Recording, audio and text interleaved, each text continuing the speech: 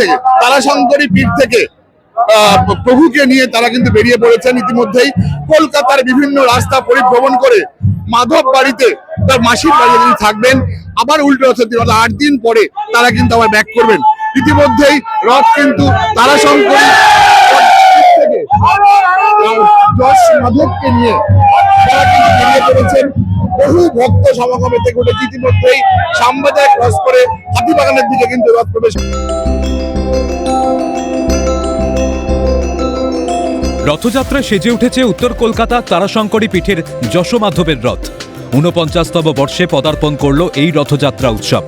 আরতি শেষের পর যশোমাধবকে বসানো হয় রথে, আর তারপরে রথের রশিতে টান। রথযাত্রা উপলক্ষে উপস্থিত ছিলেন কাশীপুর বেলগাছা বিধানসভা কেন্দ্রের বিজেপি বিধায়ক রিতেশ তিওয়ারি ও উত্তর কলকাতার জেলা সভাপতি তবঘ্ন ঘোষ। জেলা সভাপতি জানান, দেবদেবীর দর্শন করে রথের রশিতে টান দেওয়ার সুযোগ এর আগে হয়নি। এই যে একটা আনন্দ, একটা আমেজ, কতটা কি আগুন লাগছে? না, আমেজ তো এটা তো ভগবানের আশীর্বাদ এবং আমরা সবাই আপ্লুত। আজকে খুব বৃষ্টি পড়েছে এবং অলৌকিকভাবে এখন আকাশ পরিষ্কার হয়ে গেছে। সবই ভগবান বিষ্ণুর আশীর্বাদ। আমার আশা, সত্যি কথা বলতে প্রথমবার আমি অভিভূত। মায়ের দর্শন করলাম, বাবার দর্শন করলাম, তার সঙ্গে রথের দড়ি টানার সৌভাগ্য হলো। সব মিলিয়ে নিজেকে আজ সত্যি সৌভাগ্যবান মনে করছি যে আয়োজক তারা আমাদের আমন্ত্রণ করেছিলেন এবং সবার ওপর মায়ের কৃপা বজায় থাকুক, আমাদের ওপরও মায়ের কৃপা বজায় থাকুক। জয় জগন্নাথ। বেলগাছায় অবস্থিত এই মন্দিরে উৎসব পালিত হয় মূলত ভগবান বিষ্ণুকে কেন্দ্র করে। যশোমাধবকে দেখার জন্য সকাল থেকেই ভিড় জমায় ভক্তরা। এই মন্দিরের পেছনেও রয়েছে নানান অজানা ইতিহাস। জানা যাচ্ছে এই পুজোর বয়স আনুমানিক 350 বছর। 1978 সালে বাংলাদেশের ধামরাই ও যশোর থেকে এনে যশোমাধবের বিগ্রহটি এখানে প্রতিষ্ঠা করেন রামজীবন রায় মৌলিকের নবম পুরুষ সাধক পরেশচন্দ্র রায় মৌলিক। দেখুন, এই ইতিহাস অনেকশো বছর পুরনো।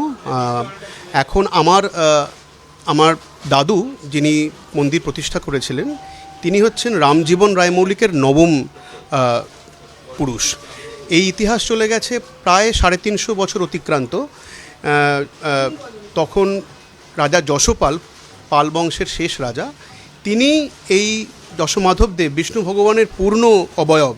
আমরা জানি যে জগন্নাথ দেবের ইতিহাসটা আমরা সবাই জানি। তিনি পূর্ণ অবয়ব হতে পারেননি, রানী ঘরে প্রবেশ করে গেছিলেন, তাই বিশ্বকর্মা তার অবশিষ্ট কাষ্ঠ নিয়ে অন্তর্ধান করেছিলেন। কথিত রয়েছে সেই অবশিষ্ট কাষ্ঠ নিয়েই তিনি তার পূর্ণ অবতার নির্মাণ করেছিলেন, যেটি উদ্ধার করেছিলেন পাল বংশের শেষ রাজা যশোপাল। তারই একজন তথা সেই সময় তদানীন্তন ধামরাইয়ের, যে ঢাকার ধামরাইয়ের ওখানকার পণ্ডিত মহাশয় রামজীবন রায় মৌলিক, তিনি তার পরবর্তীকালে এই মন্দির উনি যশোমাধব দেবের পূজা অর্চনা করে আসেন এবং সেই রামজীবন রায় মৌলিকের নবম পুরুষ হচ্ছেন শ্রী যোগীরাজ পরেশচন্দ্র রায় মৌলিক।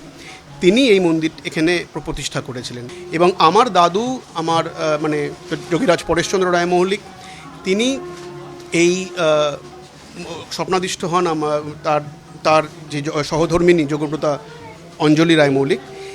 তখন এই একই নিমকাঠে এই যশোমাধব দেব বিষ্ণু ভগবানের পূর্ণ অবতার, পূর্ণ অবয়ব এখানে নির্মাণ করা হয় এবং কোটি তুলসী দ্বারা 1978 সালে সেটি এখানে প্রতিষ্ঠিত হয়।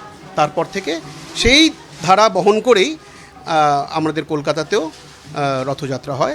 প্রায় 30 ফুট উঁচু রথটি সুসজ্জিত মূল মন্দির থেকে জাঁকজমকপূর্ণ শোভাযাত্রার মাধ্যমে নিয়ে যাওয়া হয় হাতিবাগানের মাধব বাড়িতে। যশোমাধবের সঙ্গে রথে অবস্থান করেন লক্ষ্মী, সরস্বতী, কানাই ও বলরামের বিগ্রহ। এছাড়া সারা বছর ধরে মন্দিরে তান্ত্রিক মতে পূজিতা হন মা তারা। যখন ঢাকাতে রথ বেরোতো সেই রথ ছিল 80 ফিট লম্বা। কলকাতা শহরে তো সেটা সম্ভব নয়, তাই আমাদের যে মন্দির সেটি 80 ফিট লম্বা এবং রথযাত্রা এখান থেকে শুরু করে সেটি কলকাতার বিভিন্ন জায়গায় ঘুরে পৌঁছয় হাতিবাগান স্টার থিয়েটারের উল্টো দিকে মাধব বাড়িতে। নয়, এখানে বিষ্ণু ভগবানের পূর্ণ অবয়ব, শঙ্খচক্র গদাপদ্ম, তার 4টি হাত এবং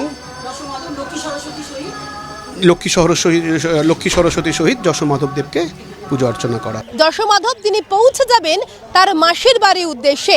সেখানেই থাকবেন 9 দিন। ধুমধাম করে পালন করা হবে রথযাত্রা। ঠিক 9 দিন পরেই উল্টো রথের দিন আবারও তিনি ফিরে আসবেন নিজের বাড়ির উদ্দেশ্যে। ক্যামেরায় দীপাঞ্জন মণ্ডল ও গোপাল সেনের সঙ্গে সুব্রত বন্দ্যোপাধ্যায় ও দীপাঞ্জনা সাউয়ের রিপোর্ট, ক্যালকাটা নিউজ।